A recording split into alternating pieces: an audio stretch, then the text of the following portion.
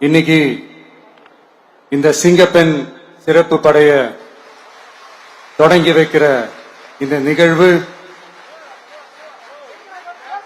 உண்மையிலே மனசுக்கு ரொம்ப நெருக்கமான ஒண்ணு, சந்தோஷமான ஒண்ணு.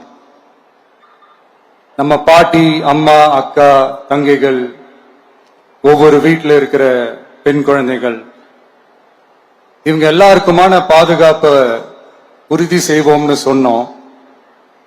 ஆனா அது எலெக்ஷனுக்காக மட்டுமே கிடையாது. மனசுல இருந்து நிஜமா, உண்மையா, உணர்வு பூர்வமா சொன்னதுதான். பெண்களுக்கு எதிரான இந்த கொடுமைகள்ல நமக்கு எப்பவுமே 0 டாலரன்ஸ் தான். அதுல ரொம்ப உறுதியா இருக்கிறோம். சோ சொன்னது எல்லாமே செய்யணும். கொஞ்சம் கொஞ்சமா, படிப்படியா